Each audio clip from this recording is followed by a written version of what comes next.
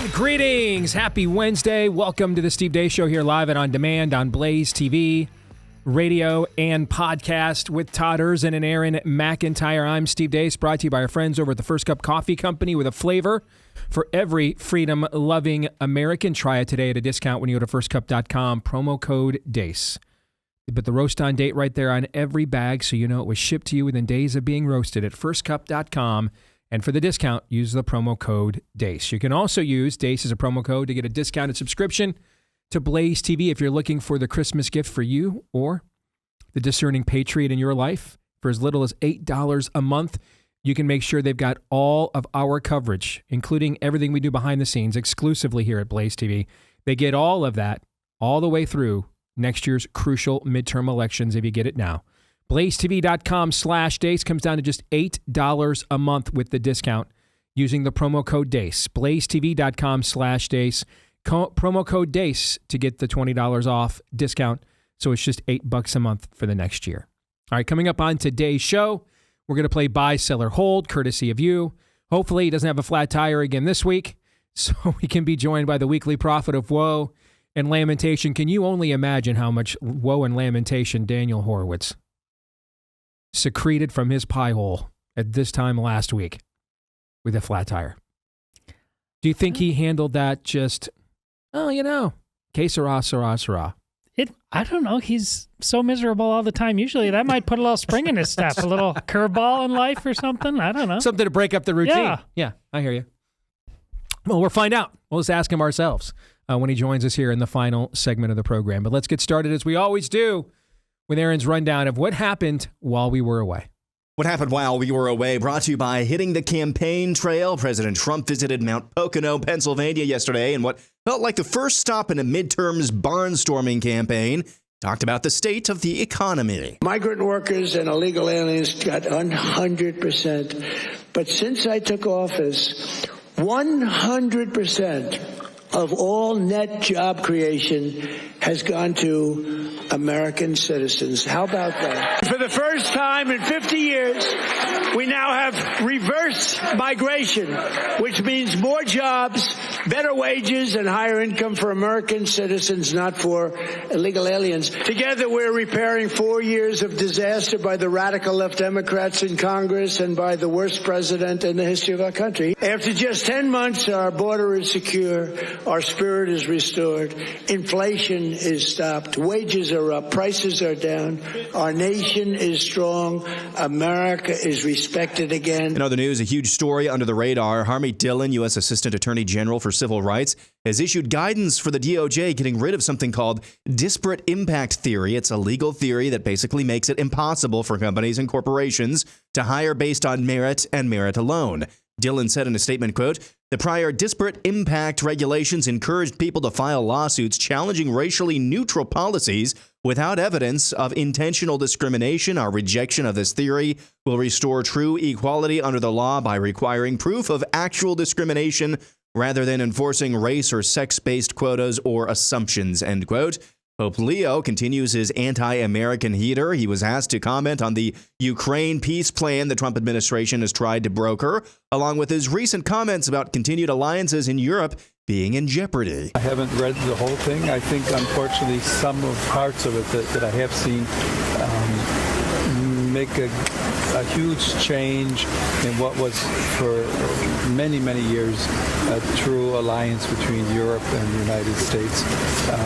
The remarks that are made about Europe also in interviews recently, I think are trying to break apart what I think needs to be a very important alliance today and in the future. Maybe some positive data on the mass deportations campaign. According to CDC data compiled by Ryan Gerdusky, during September and October, the number of foreign-born women having children in the United States declined in 41 states, with some states like New York and Texas seeing double-digit declines. White House Deputy Chief of Staff Stephen Miller is pounding the drum for a broad immigration moratorium. From third world countries until we can heal ourselves as a nation, solve our education issues, solve our healthcare issues, our public safety issues, our assimilation issues, our cultural issues. So we had large-scale immigration from Europe from 1880 to 1920. So in other words, we went from a country that had immigration from part of Europe to immigration from many other parts of Europe.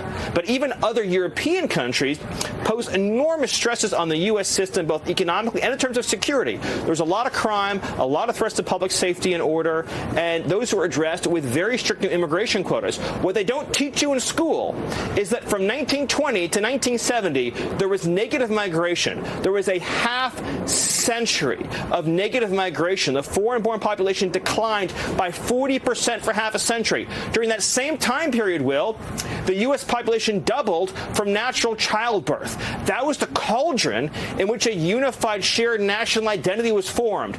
They went through a depression together. They went through world wars together. They landed on the moon together. This great period in American history happened at a time when there was negative migration. Governors Tim Walz and Gavin Newsom podcasted together yesterday about the topic of masculinity. But I think this notion of toxicity in masculinity needs to be separated.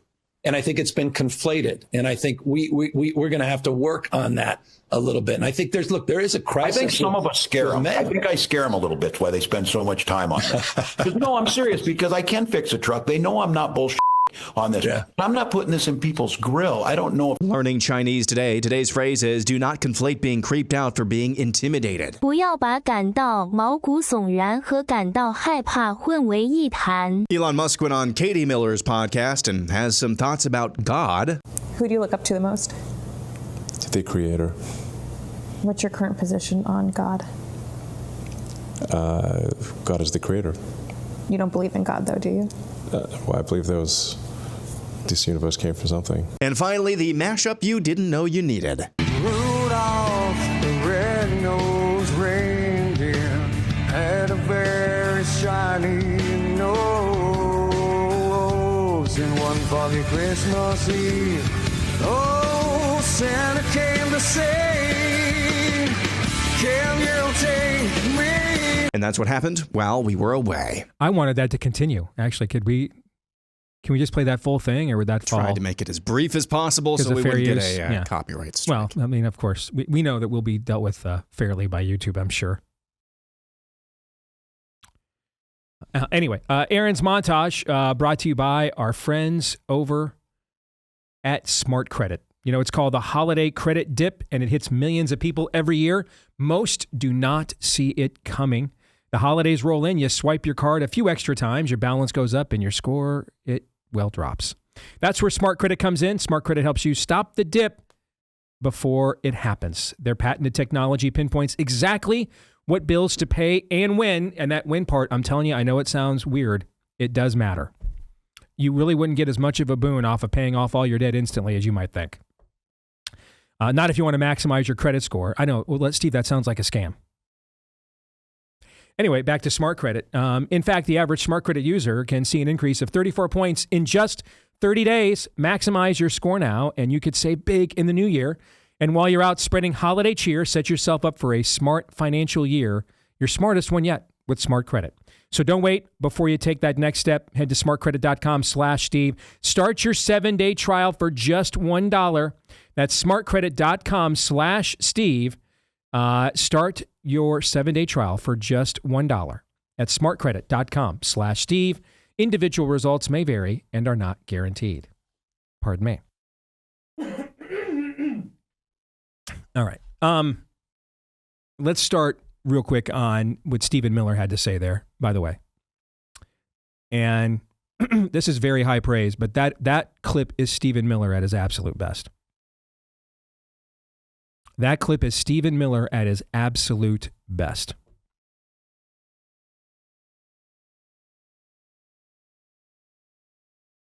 And everything he says there is absolutely inarguable.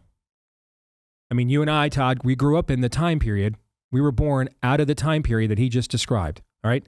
This is the time period of our parents and grandparents. You and I, the post-1970 world when you and I were born, we were born We were the firstborn progeny of the era that he just described.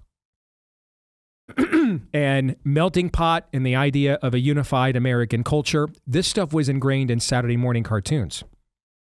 That was the stuff of, Schoolhouse Rock in between, Saturday morning cartoons. It was an ingrained part of Americana. And you can really see how much damage has been done to the country. If you just go home tonight, after everybody goes to bed, you're bored. Just go online. Just go on YouTube and type in classic college football games, 1980s, 1970s, or NFL games, NBA games, any sport. Or type in Christmas commercials from the 70s, 80s, and 90s. And I promise you, you're going to see an entirely different country than what you see today. An entirely different country. Now, let's make sure we pinpoint the reasons why. It's not that those eras were morally better, okay?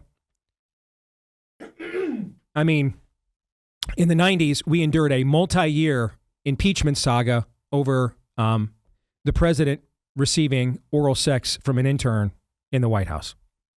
We had the sexual revolution. You and I are also old enough to remember when there were really porn movie theaters in neighborhoods.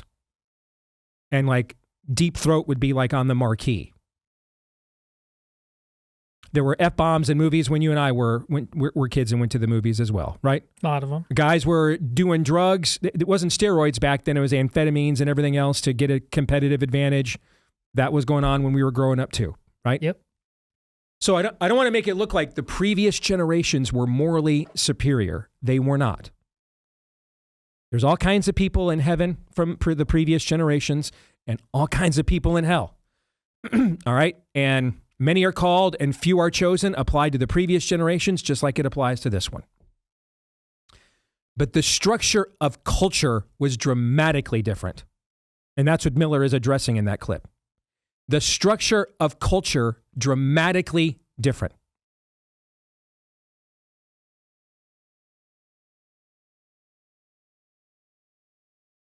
And therefore, the institutions that were in place to stop the kinds of red light districts I just described in the culture from becoming systemic and chronic and acute throughout the culture, from infecting the water table of the culture, those institutions were all still in place. They were intact. Why? Because you had a shared national identity. Exactly what Miller just said. That's why. You can't even credit the church for this. Again, pardon me. You can't even credit the church for this because the stuff we're saying about the church today, Francis Schaeffer was saying this stuff 40 or 50 years ago about the church in his era. So we're on the second generation of church decline in America. But societally, there was a shared identity nationally.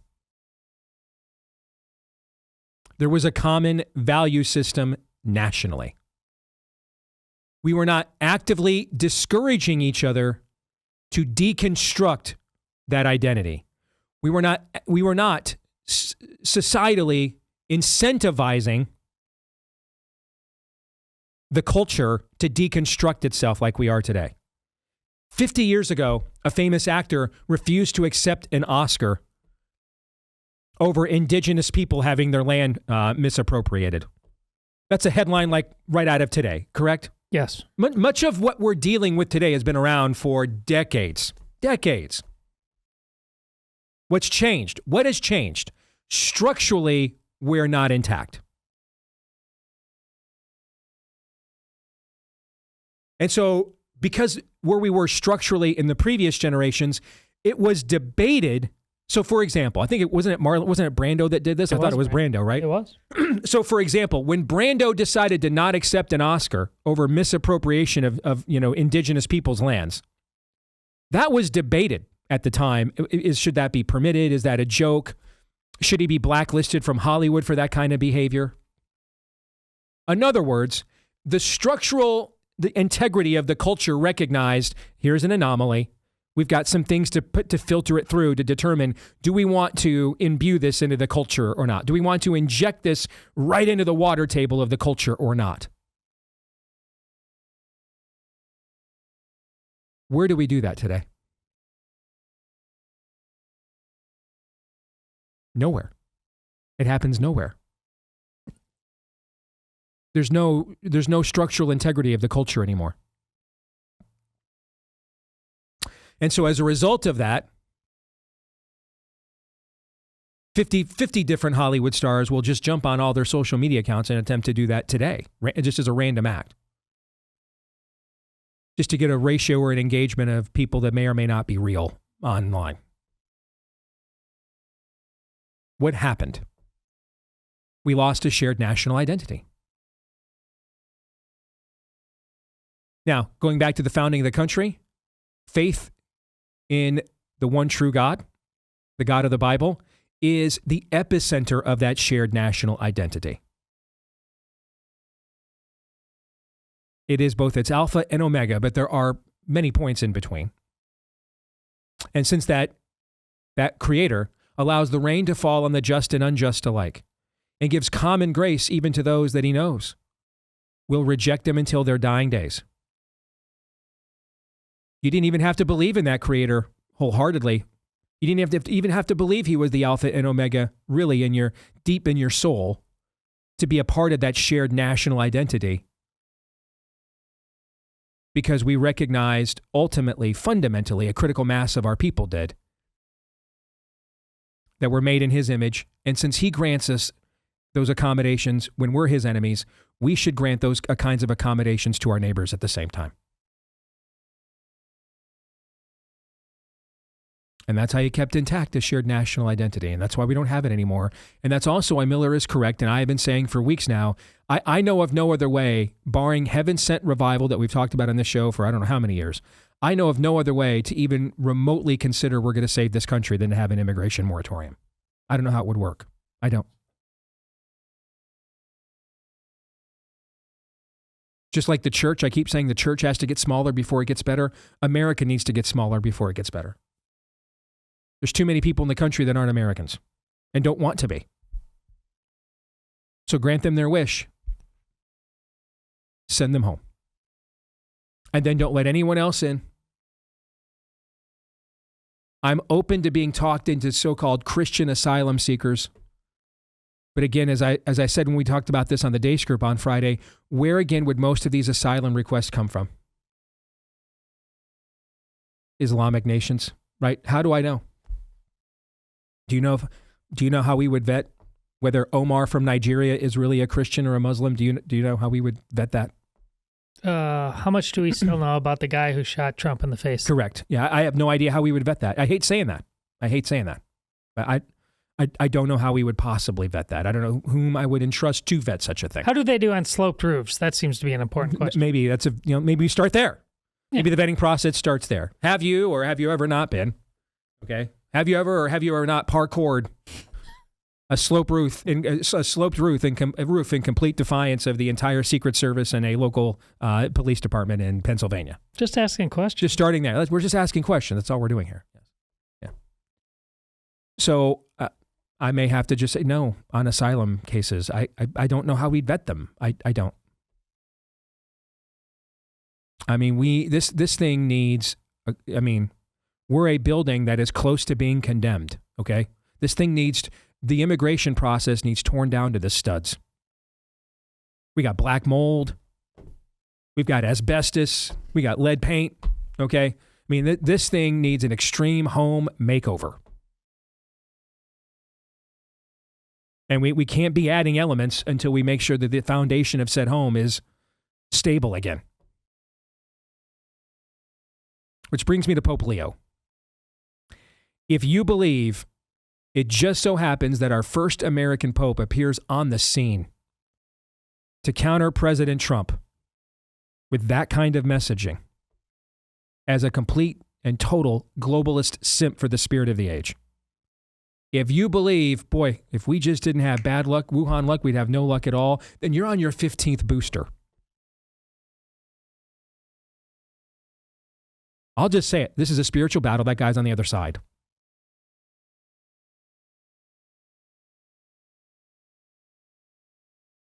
Not a coincidence at all. It's on purpose. So he'll say things like that as he sits behind his Swiss guard, making sure, of course, that none of the Visigoths get over his wall. You're not even allowed to have walls for them to climb over. You're just supposed to just let them essentially waltz right in. In the name of Christ, of course. Not a coincidence at all. We're in a spiritual battle. And let me rephrase that. We're in a spiritual war. And we won a key battle last year winning this election. But the war rages on. And that guy's on the other side. We'll sit here and we can debate whether it's on purpose or not, or he's a useful idiot of the spirit of the age. I don't really care. I don't know, and it doesn't matter because the end result would be the same regardless of whether you think he's a malevolent presence or just a useful idiot, fool, tool, dummy. It doesn't matter. The result is the same. That clips like that. And they're on purpose. He is being used by the spirit of the age as an American pope to try to counter the American president. That's on purpose.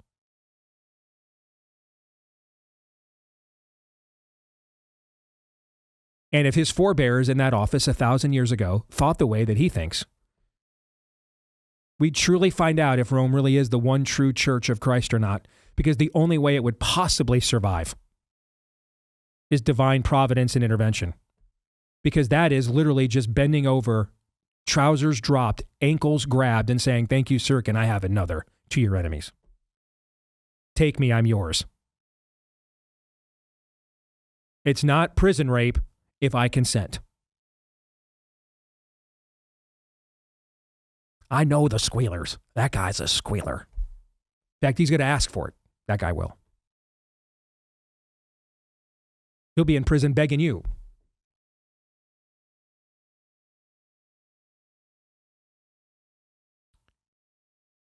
Let's get to the campaign trail here real quick. Donald Trump might be the greatest pitchman in American history. It's possible. Like he's in the P.T. Barnum class of pitchmen in American history. Wouldn't you say? I think that's fair. Well, yeah, he got here because of a TV show, not because of he was a New York mogul. Yeah. What he's going to attempt to do next year, barring an economic reboot and recovery we're all rooting for, but right now we can't control and don't foresee.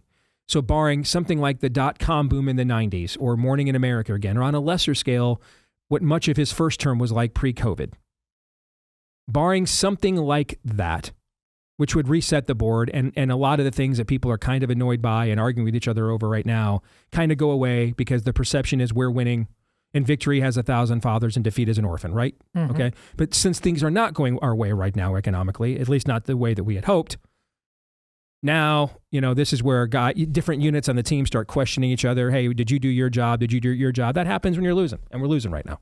And we just lost a Miami mayoral race for the first time in 30 years. And that kind of tells you, by the way, that race, that tells you, we've been saying for the last couple of years that without Trump on the ballot or a strong figurehead like a Kim Reynolds or DeSantis, that was kind of the other disclaimer, right? Our people just don't turn out, okay? Well, if we're at the point now that even having a DeSantis for a governor gets our people to turn out, or doesn't get our people to turn out, then, and obviously the results in Miami last night indicate that the answer is they don't. They don't.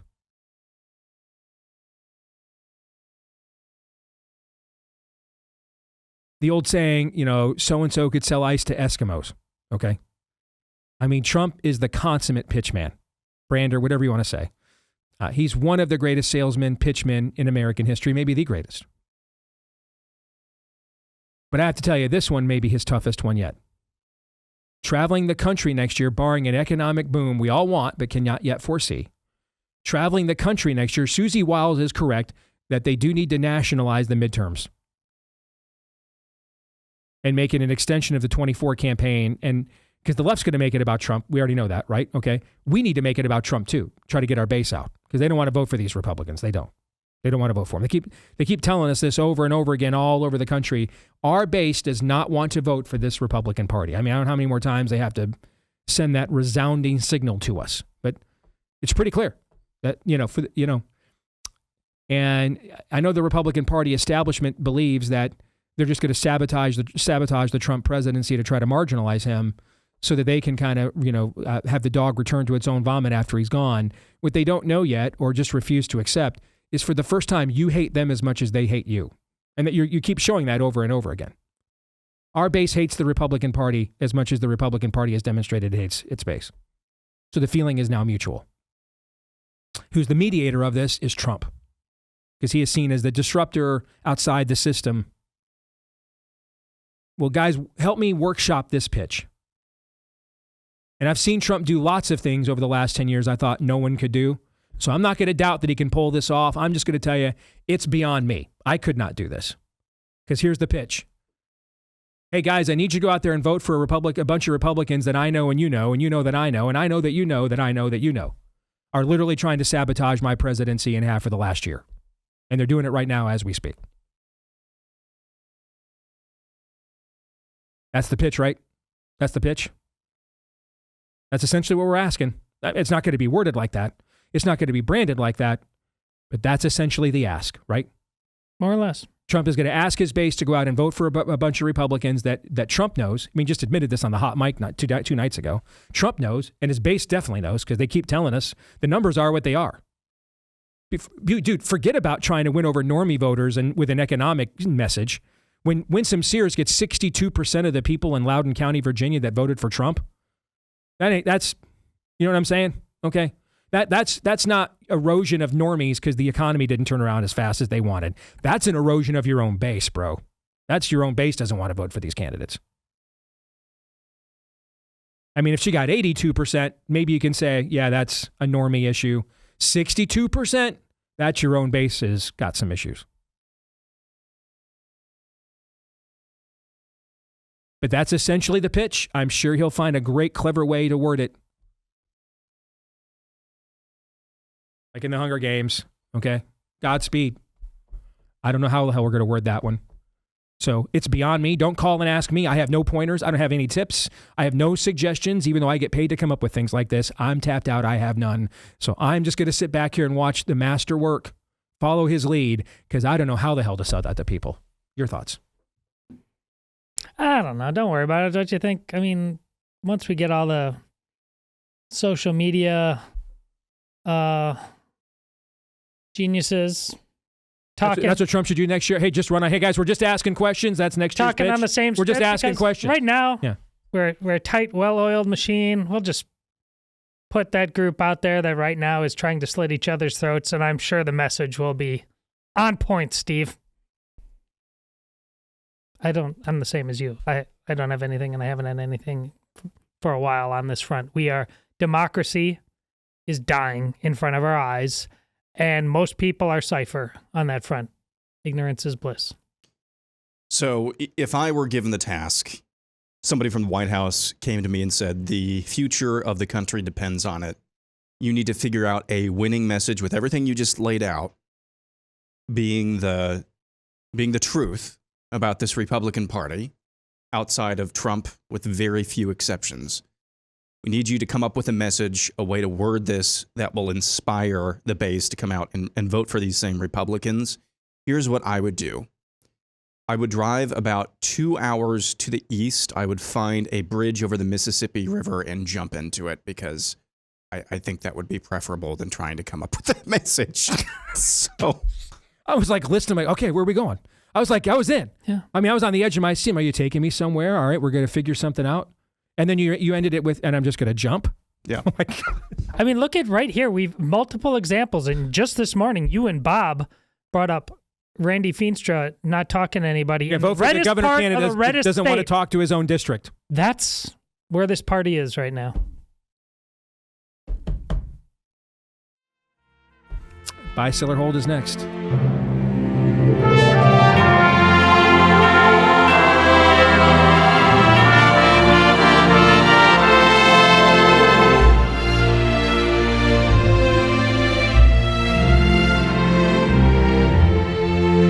Steve Deace Show. Brought to you by our friends over at American Giant. When you pull on a hoodie or a t-shirt, you shouldn't have to wonder where it was made or how it was put together. In American Giant, they make their gear right here in the U.S. of A. They know what made in America really means, and you're gonna feel the difference in the heft of the fabric, the attention to detail, the way it holds its shape, wash after wash. All right, factories here at home doing things the right way. They invest in and believe in their workers, which is why you want to invest in and believe in American Giant. They stand apart, smart, sustainable, timeless, built with pride. Your wardrobe gets upgraded and your values get honored at the same time. Buy American today. At American-Giant.com/Steve. Save 20% when you use my name, Steve, at checkout. That's American-Giant.com/Steve. American-Giant.com/Steve. Use the promo code Steve at checkout for 20% off. Every generation has its signature voices, whose singular name echoes throughout every holiday season. Bing, Sinatra, Elvis, Mariah, and now, Candace. Dashing to the bank, thanks to my engagement ring. I'm a grifting tool, laughing at you fools. Ha ha ha! That's right, it's Candace, as you've never heard her before, bringing you the fullness of joy this Christmas with her trailblazing flair and brutal honesty.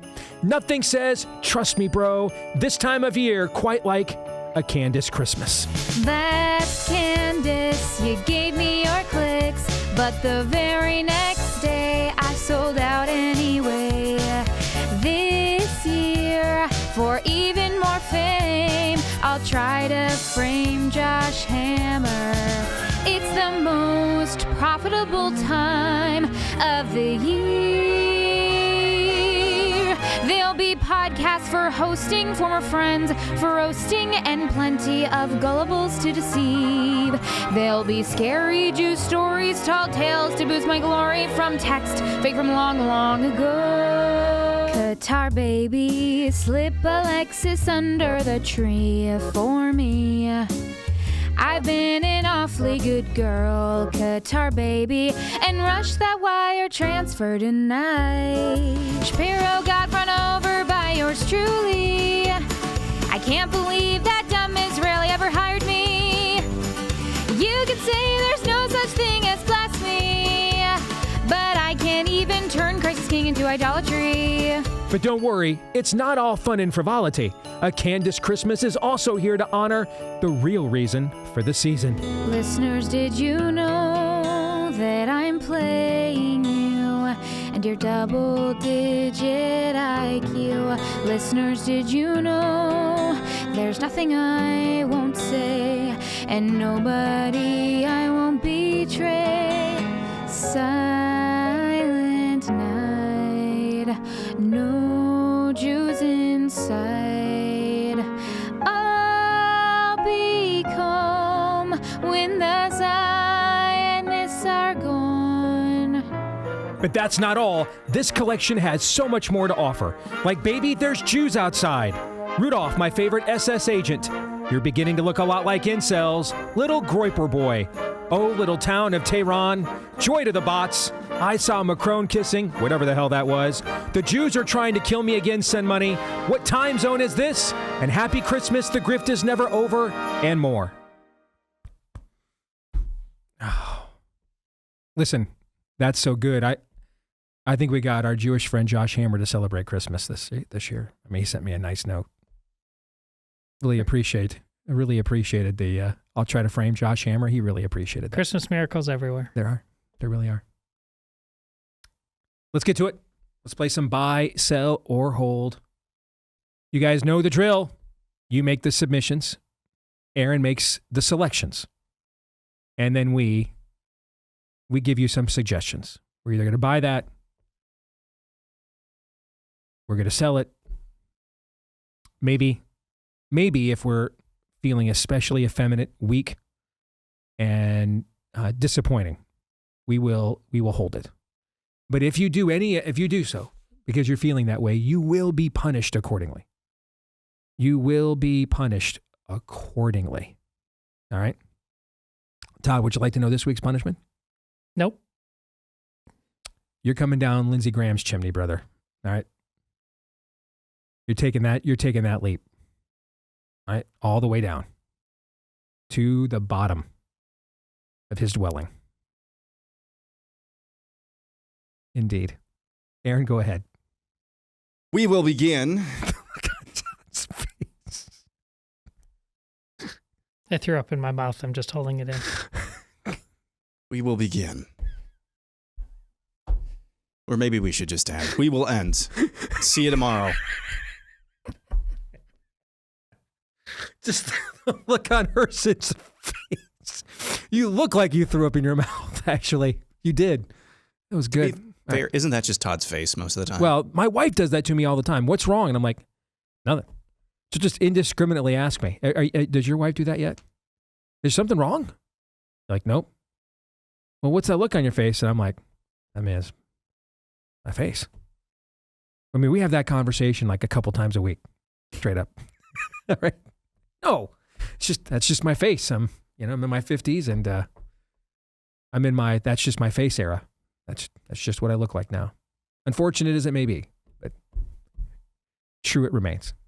All right, go ahead, Aaron. That was how Iowa State's new football coach introduced himself the other day. He said, I quote, I do have RBF. So I appreciate the transparency there, Coach, what's his name, Rogers? I know you've seen that clip of Pat Mahomes and his wife sitting courtside with a friend at an NBA game. Yeah. And she doesn't know she's on camera, and she looks over to her friend and says, Pat told me I couldn't do any more RBF. Yeah. We'll start with uncontexted Deace 2. Top 5 songs that did not make it onto the Candace Christmas album. 5, do you hear what I just heard from sources I just made up? I like it. Yes. 4, go tell it on my podcast. Go tell 3, it on my podcast. Nice. All I want for Christmas, no Jews. We kind of covered that. Yeah. Yeah. 2, I'm Not White Christmas.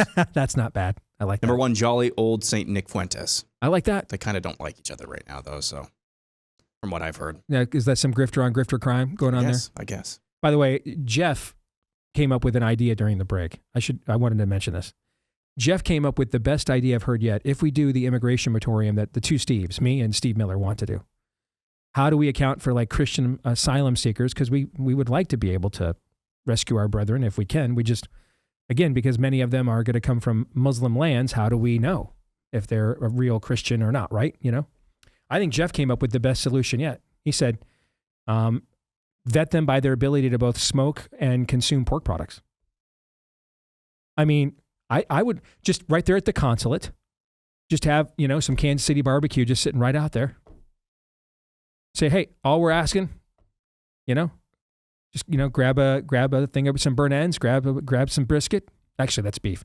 Grab this pork butt over here, and just let us know what you think. I think that's it. Dude, now that's a vetting tool that I might trust, right? Would they consume the pork? We have no other ideas in the hoppers. That is literally, I'm not even joking. As funny as it sounds, that is the best vetting option I've heard yet. Are they willing to consume pork or not? And make them do it in your presence. Listen, we could have a barbecue at the White House. Just a good old-fashioned, throw a couple racks of ribs out there, some pork butt for pulled pork. Yeah. Roll out the red carpet. Next. A few things more Americana than that, right? Okay. There's a fatwa out for us now. I hope so. Connor B. says the church desperately needs better teaching on pragmatism, both when to avoid it and when to deploy it. Well, I don't disagree with that whatsoever. I think, first of all, you have to define what that is, right? I mean, pragmatism, as it is traditionally been known in the West, is a pagan philosophy that comes out of utilitarianism, or the idea to whom, whatever causes the least amount of pain is the right way to go. Whatever is convenient is the right way to go. And, it's kind of funny. I started my career by, lamenting that we had to have a higher standard than well, we just can't do anything other than what Democrats and everybody who hates our God and our way of life will allow us to do to win. We can't, or to stand for what we believe in, right? That was kind of the early thing I pushed back on, because that's what we called pragmatism early in my career. We kind of called it, well, we're just going to kind of lose slower if you're all right with that. That's kind of what it was called. But now that we do have some momentum in the culture, I agree that now it is time to reintroduce. I guess I would, let's do this. Motion. In place of pragmatism, shrewdness. Prudence, shrewdness. Yes. So instead of pragmatism, we're going to teach shrewdness, like Boaz. Like Boaz in the book of Ruth at the city gate, where he tells the kinsman redeemer, I mean, what he says is true, kind of. It's not dishonest, it's just not the fullness of the truth. And to honor his shrewdness, which is how he acquires the woman he loves, the Lord puts their son in the family line of the Messiah when you open up the Gospel of Matthew, and the Messianic line is detailed. Their son is right there. So maybe instead of pragmatism, I would go with shrewdness. I'm guessing the guy who submitted this, though, would agree that our version of pragmatism in the biblical worldview would be more shrewdness than utilitarian, probably, right? Okay. And since he probably would agree with that, then I will buy this. Yes. Well, Connor had me at the church needs to have better teaching, full stop. Whatever he said after that, doesn't really matter. But that's excellent point. That's actually why I'm going to sell, because you can't be pragmatic or prudent unless you understand fundamentally what the absolutes are, and that's where our biggest problem is. We either don't know or don't care. This is Aristotle and the golden mean. Well, yeah, to find the mean, you got to know what the ends are, and we just don't know or don't care. We do flybys all the time on what the church really is and its fundamentals. Steve's closed hand philosophy. That's, if we don't get clear on that, pragmatism is just a moot point. Agreed. That's good. That'll preach right there. Below Elbow Guy says the only actually interesting thing in football this year is the North Dakota State Bison losing in the first round of the FCS playoffs. They had a 30-plus home win streak in the FCS playoffs since joining Division I AA before finally losing. Hats off to Illinois State Redbirds. Buy, sell, or hold. It's the only interesting thing that happened in college football this year. Oh, I totally disagree. I understand Illinois State, like I said, overcoming 5 turnovers. They were down by like 14 with 3 minutes left, something like that. I totally disagree. The Indiana story has been incredible. Absolutely incredible. I mean, things I legit thought I'd never see in my life. And at this point in my lifetime until this year, had not seen. No one had seen. So if you want to say, the most wholesome, is wholesomely a word? If you get where I'm coming from, I get that. But no, there's actually been a ton of interesting stories. I mean, we went into the final month of the year where it was very possible Vanderbilt, Virginia, Georgia Tech, Indiana could make the college football playoff. I think it was a very interesting year, actually. So I disagree. I also disagree, but none of what Steve said is interesting to me, except for the Indiana part is. But anything else regarding the college football playoff is a disaster. But I talk about it because it's fascinating to me. It's endlessly interesting how we are going in our idolatry and our inability to control our appetites. We are actively destroying this thing, admitting it, but we are unable to get off the ride. This is a fantastic study in human nature, which is why I love talking about it. The gluttony, the addiction to appetites. It's why we can't ultimately, as a culture, really turn anything around.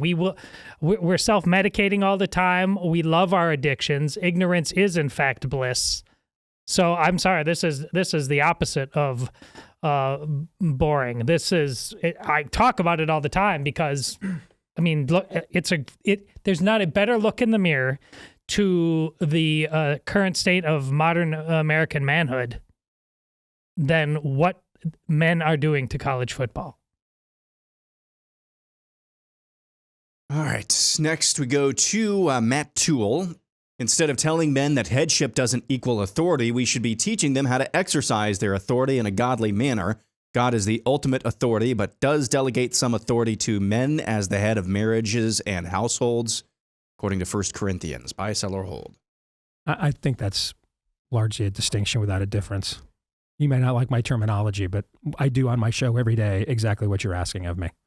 So I'll sell. Yeah. I think that's more or less what I was my instinct was in reacting to that. I mean, if you want me to make it more precise, the authority that men are granted in the home comes from the proper wielding of responsibility. My wife defers to me because I've demonstrated responsibility that she trusts. So that's government by the consent of the governed, essentially. All right, I've earned the trust for her to do that. Well, Steve, your wife is supposed to submit to you unconditionally. And no, she's not. I'm not God. I'm wrong. If I tell my wife, hey, we're going to start an OnlyFans, she should not submit to that. Okay? So the authority that is granted to me in my home comes from the prudent, righteous wielding of the responsibility, the fulfilling of the responsibility that I was given. They're not in opposition. They're symbiotic. You want to lose the people you're leading? I don't care if it's a business. I mean, I don't care if it's your family. I don't care if it's your friends. I don't care if it's a sports team. You want to lose the people that you think you're leading? Don't fulfill your obligations to them. And I promise you will lose them every single time. Every single time.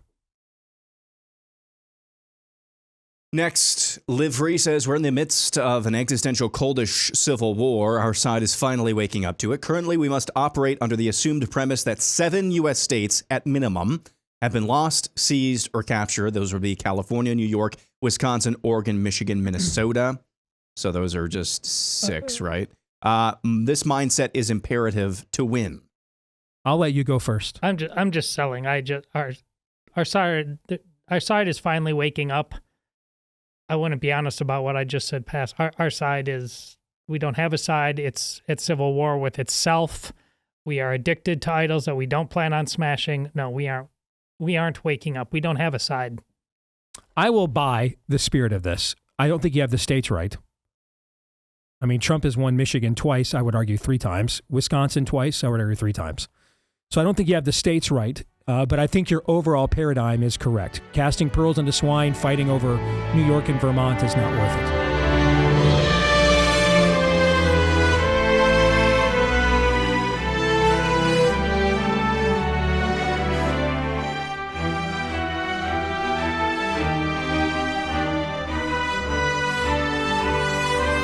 All right, back here with Hour 2, live and on demand on Blaze TV, radio, and podcast, alongside Todd Erzin and Aaron McIntyre.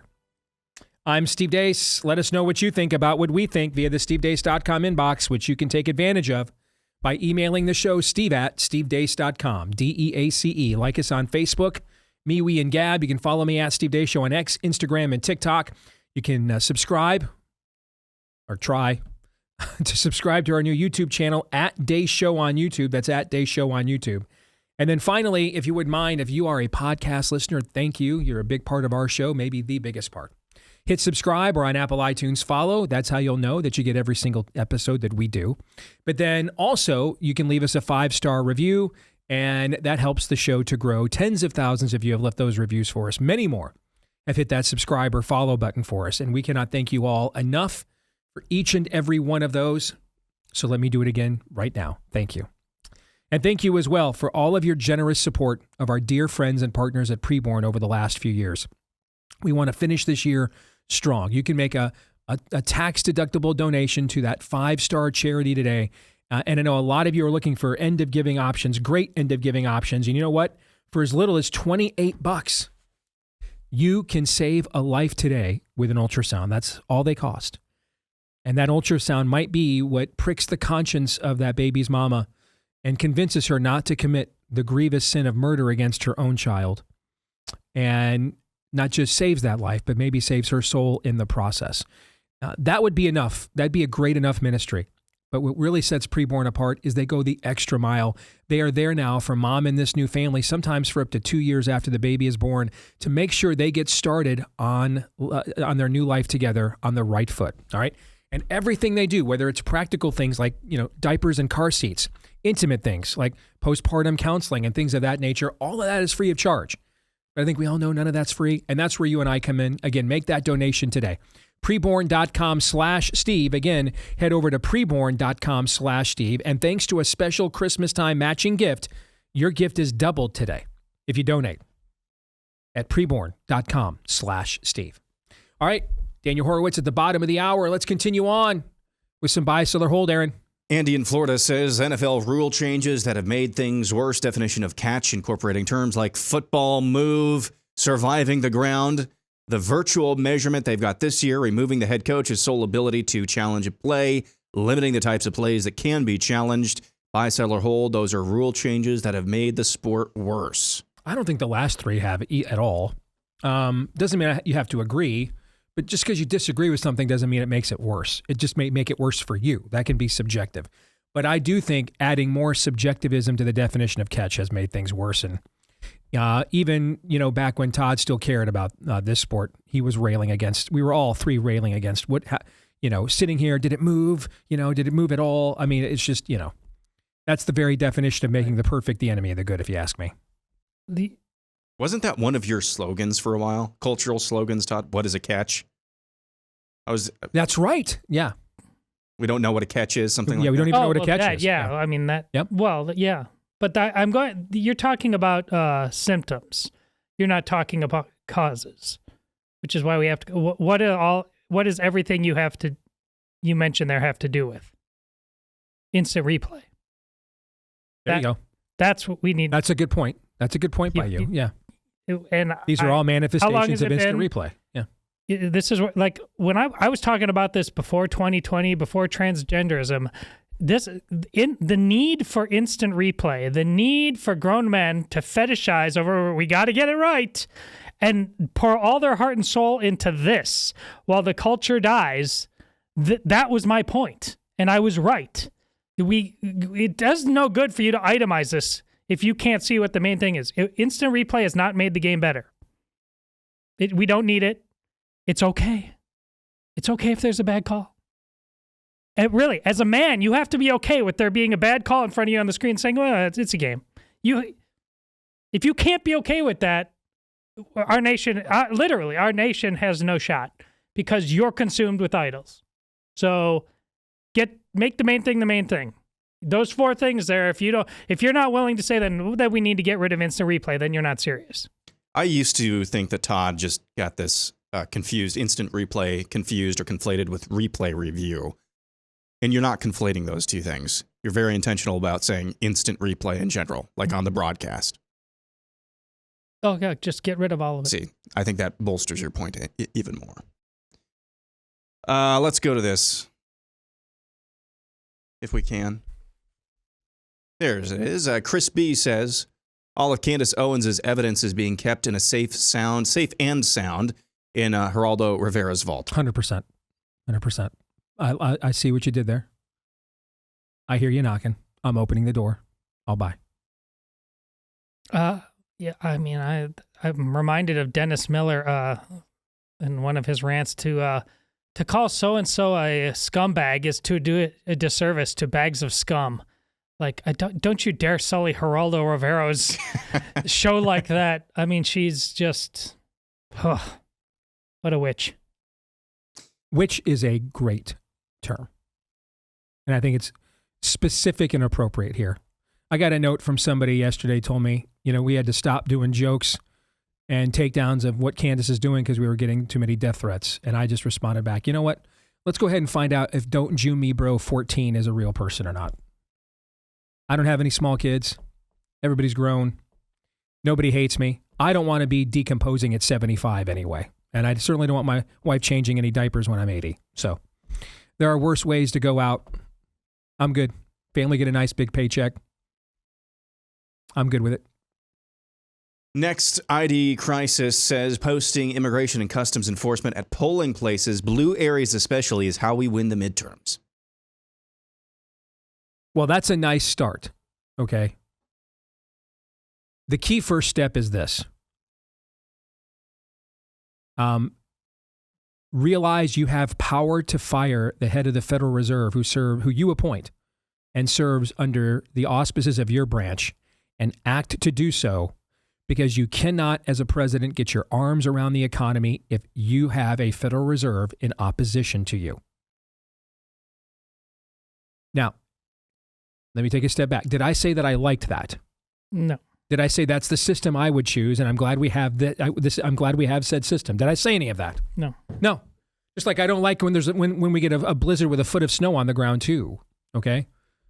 But I mean, I also want to make sure, since I can't control that we're going to get a blizzard with a foot of snow on the ground, I want to make sure we get a good shovel, right? We got plenty of road salt, right? Good tires. I can't control that environment, right? Mm-hmm. So what I can control is what tools do I have at my disposal to make sure that environment doesn't suffocate me, right? That is, did I not just describe the economic environment that we have? Right. By and large, yes, take a drink. So if that's true, you can't go to war against your own Federal Reserve. You can't. So they need to be in symbiosis with what you're trying to do as a president.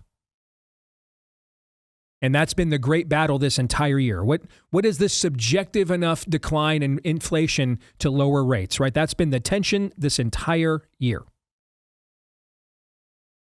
And now we're looking at a situation where 5 years ago, a family making about $86,000 a year could afford a home, except in places like California, New York, where the values are awful. But in most of America, even in busy cities like the DFW Metroplex in Texas. In most of America, a family making about $86,000 a year could afford a home, depending on their debt ratio, of up to about $400,000. And then you made your way down from there. So a nice home. Now you've got to be making well over $100,000 a year to do that. So this tension has existed this entire year, and so he's got to get control of what the Fed is doing. He just has to. He cannot have a Fed in opposition or in secondary forms of resistance to what he is trying to do. I would say that is the first step, because the state of the economy goes a long way in determining what the margin of cheating is next year at this time, right? Mm-hmm. But I do think what you suggested is something that could be on the list, so I'll buy it. I will sell, because if you have to do this, you're doing it in lieu of all kinds of other opportunities you had to deal with this problem. You arrest Katie Hobbs, for example, arrest Tim Walz up for Somali fraud. All of those things. I don't know. He's an intimidating figure. Would you be willing to go up and cuff Tim Walz yourself? It seems like a double entendre. I'm a little worried after that. We need to have a justice state. And if we don't have a justice state, then we will have a police state. Just like secure your elections. It's a matter of will, and we don't have it right now. Oh, can I take a pause for a second? I just received this note, and I've addressed this off the air several times. I'm going to address it on the air once. And most of the time, this note comes from a woman. Not all the time. A few times it's come from a man who basically is one. But most of the time, this note has come from a chick. I've been listening to your show for a while now. I'm really a fan, and a pretty big one.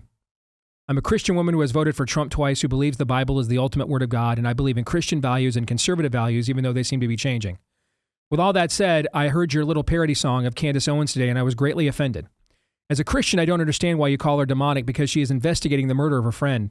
Admittedly, in the past, the government has hidden many things from us, including poison us during whatever they tell us now. They've conducted secret experiments on our soldiers. God knows what they are doing with the baby parts they're taking every day. Who knows what to think of chemtrails are in the sky? And there are many questions about many things.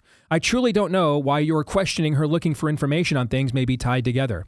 Why not look into it? Why? That's the big question. What is everybody so afraid of? Jump down the rabbit hole. See where it goes. Jump down the rabbit hole. Saved my husband's life during COVID and continues to help both of us. I just don't understand the hate.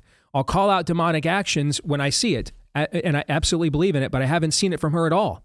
I've seen her as a friend trying to find out what has happened. Things don't add up. The natural thing to do is to question everything. Would you do less if it was your daughter? I admit I had to turn your show off today and write this letter. I doubt that you'll ever get to read it or respond to it. In fact, I'm going to read it 5 minutes after you freaking sent it to me, as a matter of fact. I'm going to stop the whole damn show to read this puppy right now. But it was pressing upon my heart to express my feelings to you. This I have done, whether you see it or not, is up to me. Wherever this goes, it's up to God. Thank you for your platform that allows me to write this. So I'll save your name because I think you're a sweet lady and you mean well. Okay? Every one of these notes I have received, every single one of them. And I don't want to exaggerate that I've received a ton because I really haven't seen maybe 20 of them, 30 at the most. 90% of them have been from women. The rest from men who basically are. And they all have one thing in common. Can you guess what it is? How many pieces of confirmed evidence presented by Candace Owens for her case has any of these emails included? None! Not a single one. Ever. None. Can you guess why there's no confirmed pieces of evidence in any single one of these emails? Can you guess why that might be the case? Because there isn't any. Because there isn't any.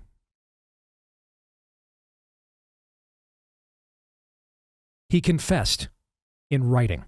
His parents turned him in. There's forensics everywhere. Now, if that is not good enough for you, I don't even blame you on that. Have I sat here at one time on this show and said it's an open and shut case, 100%, without any doubt, execute Tyler Robinson for the murder of Charlie Kirk tomorrow? Have I said that one time? No. No, because guess what we're going to have soon? And you guys know we have these little things, okay? Maybe you've heard of them. They're called trials.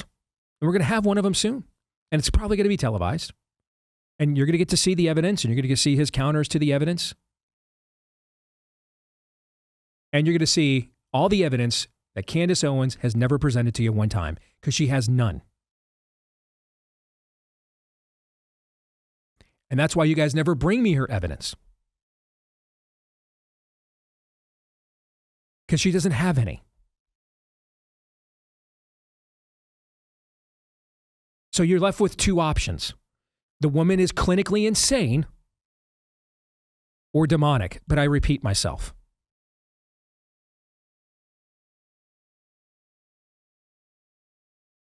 And again, it is not Christian to just endlessly ask questions.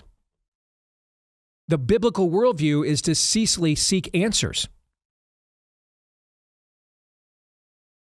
The order is ask. We ask, but then we seek and we knock. What are we seeking? The truth.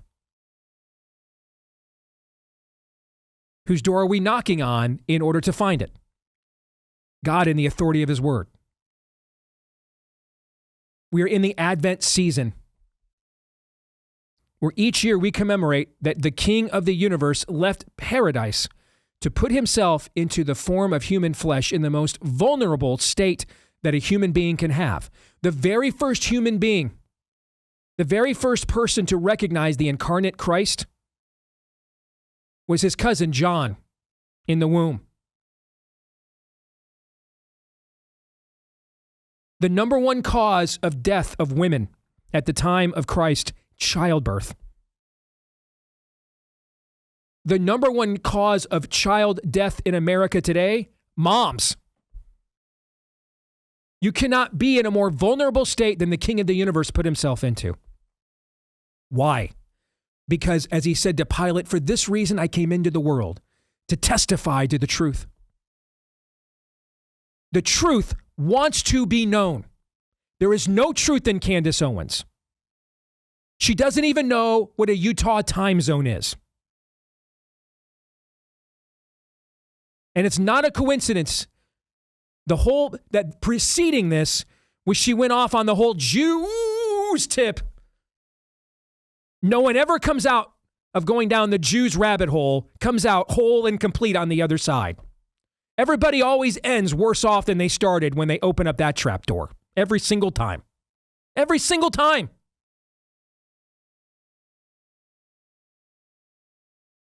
We basically got to take like almost the last year of Luther's writings.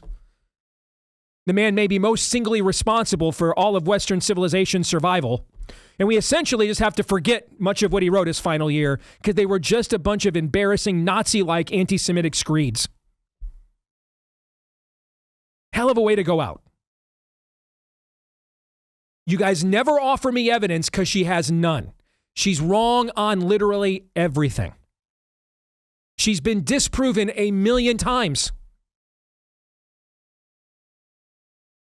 To believe Candace Owens at this point means you have to believe that she cared more about Charlie, who had not appeared on a stage with her in over a year, before he died. You have to believe that she cared more about Charlie Kirk than his own wife. You have to believe this.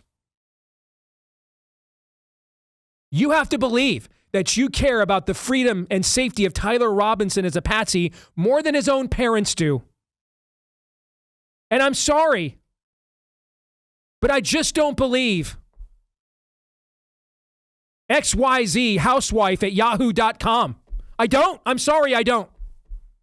I don't believe that you or Candace Owens cares more about Charlie Kirk than Erica Kirk does, or Blake Neth and Andrew Corbett and the entire team who worked with him every single year, Lucas Miles, Matt Hay.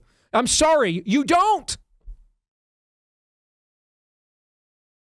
Nor do I believe you care more about Tyler Robinson getting justice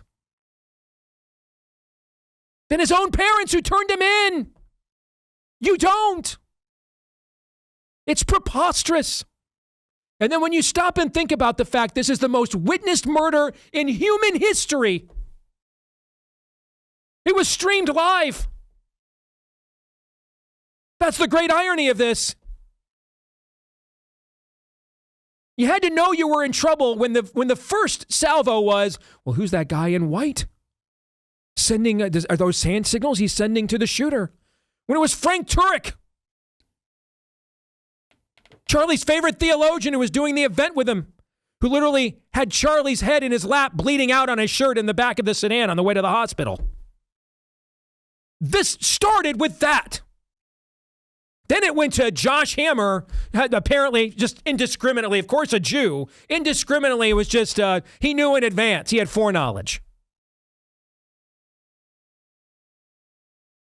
This is slander. It is slander of the brethren.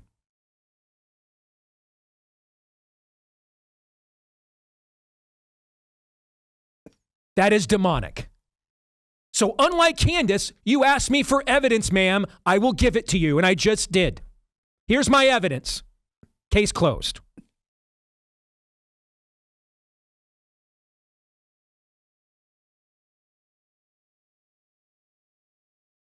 I got a note yesterday, or this morning on X. Someone copied me on a note saying, you know what? Someone was talking about they lost a loved one to rem death is near in the hospital. And they said, you know what? I would have taken that myself. The only reason I refused is because, and they tagged me in it. That's how I saw it, is because at Steve Deace Show showed me the evidence and told me not to. Like a University of Iowa study. The University of Iowa, right here in our own backyard, they did the first clinical onboard study of remdesivir during COVID. And what they found, it didn't work, but it risked kidney failure. Evidence, evidence, evidence, evidence, evidence. I'm one of the few people in the history of this country to have a #1 overall best-selling book on the planet. It had more footnotes than pages. Evidence, evidence, evidence, evidence, evidence. evidence that demands a verdict. There's no evidence. Just asking questions. That is the lie of the serpent in the garden. Did God really say, we're just having a conversation here, we're just asking questions? This isn't evidence. It's paralyzing pagan Gnosticism is what it is. And this woman, being the witch she is, repackaged it for her own grift.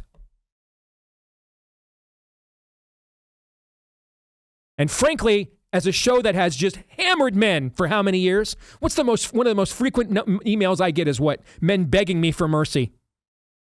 So let me say this. Too many of you women have too much free time to indulge this stuff. I know they took the soap operas off the air, so this is your idolatrous substitute. You really believe you care more about Victor Newman on Young and the Restless more than Nikki, his wife, did. I know that show. My mom made me watch it most of my life growing up as a little kid. You really think you care more about Charlie than Erica, and you really think you care more about Tyler than his parents. Except that was a friggin' soap opera and the characters were fake. This is the 3-month anniversary of my friend getting shot in the throat. A video ingrained in my cerebellum that will never leave. This was real. And this is maybe the most wicked, demonic, evil thing I've ever seen emanate from our own side. And if there's something worse, don't share it with me. I don't want to know. This woman has no evidence. Sue me. The parody was about Candace Owens. Sue me. I'll have a legion of lawyers I know. They'll represent me for free. Let's have that little discovery. Let's see what your little case and evidence looks like and whether my claims in this parody that I wrote every word of myself. Let's find out, shall we? I've got some free time. What do you guys think? You can just ask questions in court. I'm just asking questions. That's all I'm doing. How dare you, too many of you women, sitting there in your comfort homes while the mom goes home to 2 little kids with no dad and husband and pretend that sitting somewhere in a suburban brownstone in Schenectady, you've got it all figured out and you care more. No, you don't. And you should be ashamed. And I am.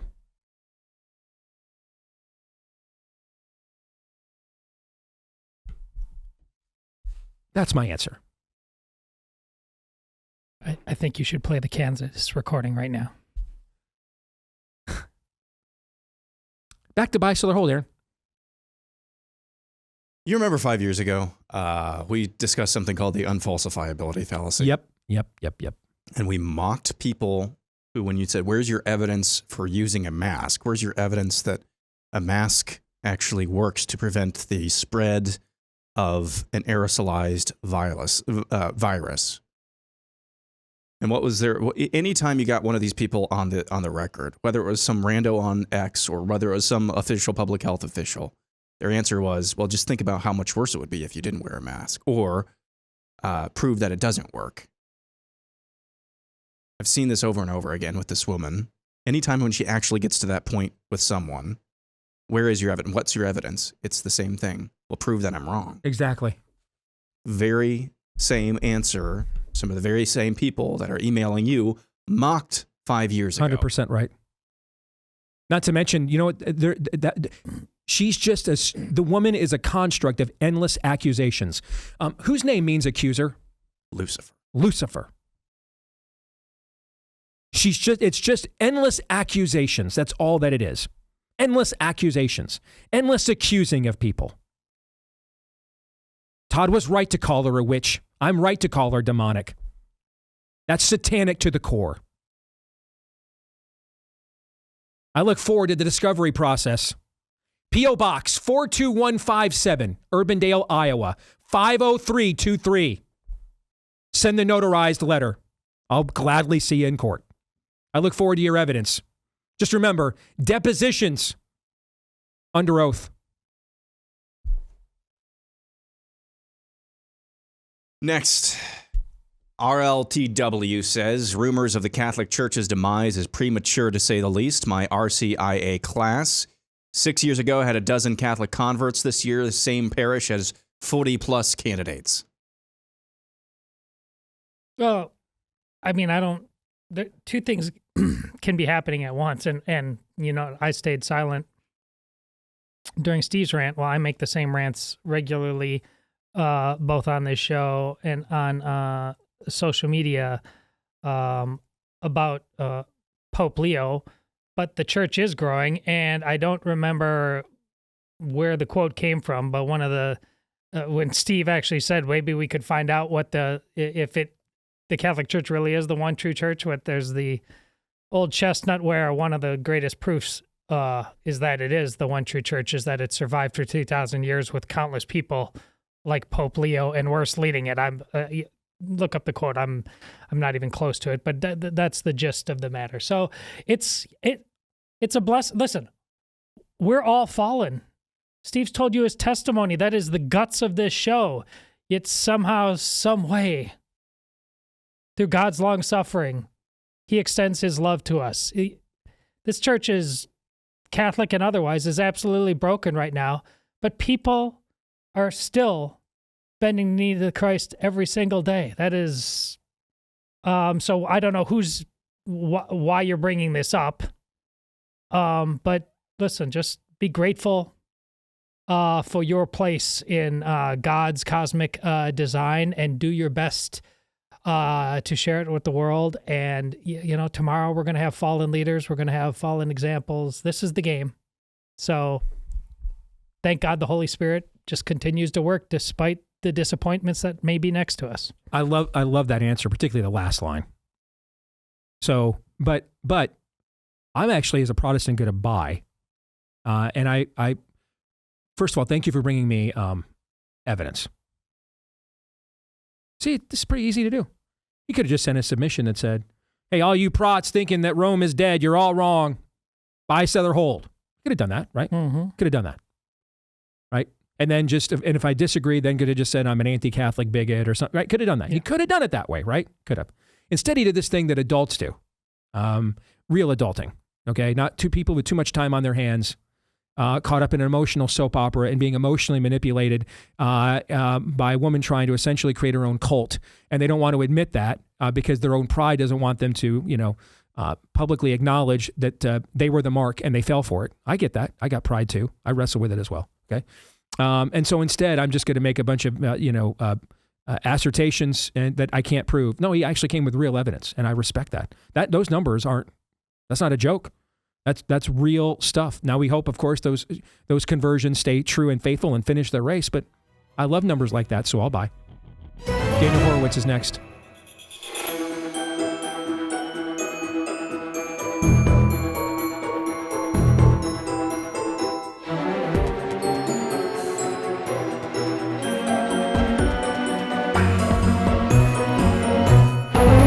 All right, back here on the Steve Deace Show, powered by our friends over at Deace Medical. This month is about giving. Can you gift a gift that will give all year long, Clark? This is a little bit better than the Jelly of the Month Club. All right. How about the ability to take as much control over your health as you possibly can and your health care as you can? We can't take total control. You can't do surgery on yourself, for example. Not to mention, even if you could, we're all going to die. So it's not possible to have 100% sovereignty over your own health to begin with. But as much as you can in a system, going back to the note I talked about last segment, where a woman said today on X, the only reason that she escaped when death is near in the hospital is because the evidence against it I presented on my show gave her the strength to keep refusing it when they kept trying to shove it down her throats, right? That kind of system is just one scamdemic, one natural disaster away from returning. So make sure that you are ready with our friends over at Deace Case. And whether it's not just the spirit of the age, how about just stuff that happens in a fallen world, natural disasters, supply chain issues, right? Make sure you've got backups of some of the most important medications, antibiotics in human history, backups of your medications, first aid, materials, and more. They've got way more on their menu at Deace Medical than they did when they first came to us 3 years ago. And it was just those 5 antibiotics. The company has grown quite a bit. And so now they can serve you comprehensively, including making sure you've got access to the drug that should not be named, ivermectin, if you need it as well, right? So give the gift that really matters. Enter the promo code DACE at checkout for a discount on your order. That's promo code DEACE at JASE.com. Promo code DEACE at JASE.com. Promo code DACE at jace.com. Use the promo code DACE for the discount at checkout. He is back. It took him a week, but he finally got that tire fixed. Made it back home. Good to see you, my friend. It was a flat tire last week. So we were joking at the beginning of the show, Mr. Daniel Horowitz, when you discovered you had a flat. Did you spew forth a venting of woe and lamentation, or Todd gave the contrarian take that you were actually just ecstatic to have something new to complain about for once, and you counted it all joy? How did you tackle the matter? So it started out being the latter. I was like, this is why you can't live in these filthy rat hole blue cities. Because in addition to the crime, they also the vagrants just throw. This is what they do. They throw nails and screws on the streets because it happens too often. But then, then I go throughout my daily work and I realize it's a little better, Steve, where you are, but Democrats might take over your area too. So there's nowhere to run or hide. You got to stand and fight. Indeed. All right. So I want to talk about Susie Wiles said a couple days ago that the president doesn't know it yet, but we're going to put him out on the stump next year during the midterms like it's the 24 campaign all over again. We're going to nationalize them. I think last night in Pennsylvania was kind of a proto launch of that effort with last night's rally. I do think strategically it is a good move. I mean, as you and I have talked, throughout the Trump years, in these midterms, we get the max blowback of having him as a standard bearer without him on the ballot to give us a benefit of driving his base out at the same time. So since we're going to get the mass blowback, we should at least get him out there to see if he can help turn out our base. We're kind of reaching a point now where even in Florida's DeSantis's Florida, we're losing mayoral races now that we haven't lost in 30 years, right? Okay. But I have to say, this is where so I agree with the strategy wholeheartedly. What I don't understand, and it's beyond me, I can't think of a way to do it. And so Trump has done many things I didn't think could be possible, and he figured it out. He's the greatest pitchman in American history, but I don't know how he goes out there and tells a bunch of our people next year, barring an economic boom, which would make this entire conversation irrelevant if that happens, okay? Barring that, though, I don't know how you go out there and tell a bunch of people, hey, I need you to go vote for a bunch of Republicans that I know that you know, and you know that I know. And I know that you know, and you know that I know, are literally trying to sabotage my presidency. I need you to do that for me. I mean, he's on a mic saying this 2 days ago. Okay, I don't know how you do that pitch. I don't know. Hey, go vote for all these Republicans that go on CNN and say that we should care more about foreigners than our own country. I mean, I don't know how that works. I bet if anybody can sell that ice to these Eskimos, I'm sure he can figure it out. I just know, Daniel, that is a riddle beyond my ability to solve.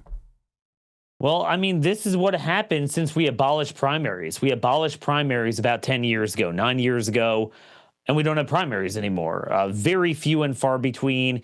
I see people, as we're talking, passing around this a clip of the Utah governor, Phil Cox, sitting down with Josh Shapiro and saying he'd make a great president. I mean, look, Steve, there was a random guy, Phil Lyman, that was a regular on my show. He challenged him in the previous primary, 2024 primary. I promoted him a lot. The guy got 46%, and he did win the convention too. A little bit of help could have mattered. Cox trashed Trump for about 8 years. His wife said he wanted to punch him in the face, and it would have been nice for him to endorse against him. I just don't know why this vendetta seems to only work against maybe Freedom Caucus guys, but not guys like Cox. And you reap what you sow. So we're going to have a bunch of Greg Abbotts, Kevin Stitz, Crapo in Idaho. That's his literal name, by the way. You're not. That's not just a pejorative. That's his actual name. Or maybe Crapo, they pronounce it. I mean, these just random guys that have been around forever. The median age is like 85 there in that Senate. So it's like, yeah, make sure we have that one extra Senate seat because now they might lose the Senate. I mean, look, Trump has never successfully really had that many coattails after his initial one, which he did in 2016. I don't know. I'm not convinced yet that they're going to put in the infrastructure other than holding rallies. And frankly, the question begs, what is the message? Is the message we've never had a greater economy? Like, I will tell you, I think it's a good idea in a vacuum to have a presidential convention style midterm, August RNC confab, and to juice up attention and focus. But again, what's your message? Because I do think like this: independents are lost. I don't know how you get them back. I don't know how you do it in this atmosphere. But to your point about having exciting Republicans, right now you're facing a prospect of... And can I interject really quick? I think that's more important in this midterm than ever before because the amount of gerrymandering that we are attempting to do right now. All right? Oh, yeah. We're trying to create... We're trying to essentially change the map, so that it's more in our favor and more demographically aligned, which means it's more important than ever that our base is energized. There's no point in creating a bunch of +7, +10 Republican districts if our base is going to show up like for Winsome Sears, who got 62. DeAndre got 62% of the Trump 2020 vote in Loudoun County. The very county that gave Glenn Youngkin the governorship of Virginia. 4 years later in that county, only 62% of people that voted for Donald Trump for president voted for her for governor. Yep. So what's the point of creating all these new districts if we're going to get that kind of GOP turnout, right? So it's going to be more important than ever to have our base energized. And it's worse than that. It's worse than that, where Republicans are running the risk of what Democrats incurred in the 94 revolution after Democrats gerrymandered heavily in 91, which is when you create a bunch of, you take R+20s, because who needs an R+20, or likewise when Democrats do it, and you create a partisan +7, 8, 10, like you said. We saw last night from a number of other special elections, a seat in Georgia that flipped, but also elsewhere. By the way, I just saw a statistic that 21% of GOP seats that have been in play in totality in the year 2025 have flipped to D. That's remarkable. So, Democrats are running a spread of about +13, +15. So you run the risk of the entire map collapsing on you, and you're actually in worse shape than you would have been without the gerrymandering. That is a big concern now. So my point is, if you're going to not have a message on the economy, you're going to at least need something big like shutting off foreign workers to jazz up your base, maybe, because right now it's not just a matter of, they're going to lose the House. They're probably going to lose the Senate, although I don't know how much that matters other than, I guess, judicial nominees. But Steve, they're going to lose a generation of power in red states. Your state of Iowa could very well be on the chopping block. You could have a number of legislative chambers on the chopping block. And I'm willing to predict right here and now that Democrats will gain a trifecta in Arizona and Georgia. Wow. Do you have an idea how many seats we could realistically claim with the redistricting, the gerrymandering efforts we're doing right now? Do you have an idea what the net amount of seats would be? The net, because Democrats have done California. Yeah. I believe maybe it's somewhere in the ballpark of about 8. So all of this in your mind is for 8. Now, listen, we're sitting with an 11-seat majority or something right now before Marjorie. No. It's even less than that? 3. Okay. So 8 makes it 8. Did it start as 11 maybe then at the beginning? Where did I get that number from? Okay. No. That was old. That was maybe 2016-ish. No. They Republicans had a very narrow majority in 2022 and 2024. They had maybe, I want to say, a 5 or 6 seat majority in 2022, and then that was reduced to 3. And now they have a bunch of retirements. See, Steve, this is another thing. They have a number of retirees at the end of the term, and then a few that are threatening to retire midterm. MTG is threatening to do that midterm, and that's still needs to be resolved. So to your point, I don't have the exact number, but since Herbert Hoover, I think historically the party out of power usually picks up in the mid-20s. So I never understood Reagan lost 32 House seats in his very first midterm in 82. Yeah. I mean, he did not fix the malaise of Jimmy Carter quick enough. He essentially inherited that political liability unto himself and paid for it, with the loss of 32 House seats and I think like 11 governorships in the 82 midterms, I want to say. Yeah, so, and if you project out the Democrat overperformance in Tennessee 7 last week, and I picked that because Republicans mobilized and put in the money, so it wasn't as bad as some of those sleeper ones last night and other times, that would extrapolate to about 250 seats for Democrats. So that would be about a 35, 36 seat pickup for them. And just to show that it is possible for Daniel to give the most optimistic take, Grok, I just ran this through Grok while you were talking, okay? And Musk's AI right now is projecting that it would be a net gain with where the various Democrat gain, because it also factored in where Democrats are expected to gain in House seats next year. Grok factored that in too, okay? And Grok actually said that it thought the number was 5. That it would be a net 5 additional seats for Republicans to add to the current majority, but would not be enough to withhold what Democrats would end up winning anyway. So you're actually saying you think they could actually do even better than that with 8, okay? So depending on the courts, but yeah. Yeah, because this is all getting adjudicated well into next year, right? Are we sophisticated enough as a people? Todd's already shaking his head now. Oh, the camera's not on, Todd, but I can see it in the corner of my eye. Let me reframe the question, Your Honor. Is our base sophisticated enough that Trump can just say to them point blank next year, listen, I know they didn't do enough. Nobody's more frustrated by it than I am, okay? But if we lose these midterms, all they're going to do is impeach me and everybody in this administration. And a lot of the progress of what we're trying to do is going to be thwarted day one. Now, I don't think Trump is capable of that message. All leaders kind of have strengths and weaknesses, right? And defensive strategy is not necessarily one of Trump's. I mean, he's the hammer meets nail, offense at all times. Everything's the greatest at all times, right? Okay. And hey, it's worked for him. He's one of the most successful private citizens and people in American history.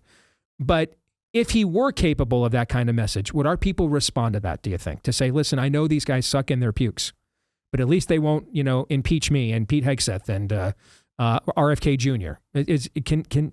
Would that message work? So I believe to a point, it would work up until a certain scrimmage line. I would argue the scrimmage line is very close to the tipping point of the Iowa governor's race. Maybe Senate race too. Mm-hmm. But roughly Iowa was Trump plus 13 and change, 13.3 or something. Yep. So that's about where it is. So I think you could squeeze out a few points there, but there's a couple things to note here. Just at some point, the ability to put food on your table matters. So it sounds like you just think there's no outrunning the fact that either this economy is booming in the third quarter of next year or we're screwed no matter what we gerrymander, no matter what messaging we have, we're screwed is what you're going to say. We're living in a unique K-shaped economy that if you're above the turbulence, your assets are growing, the stock market's great, your house is a store of wealth, and in our industry and our colleagues are disproportionately in the top part of that K. So I don't think they fully realize that a lot of Trump voters are crushed. Like everyone's talking about Starr County, Indiana, that Trump won 3-1, and the voters turned out like hell, or the constituents against another data center. So, I mean, if he's going to be pushing that sort of stuff, this is what's allowing the collapse in red America, that the rural turnout is receding. Now, it's not going to help you in any competitive area because the independents are gone.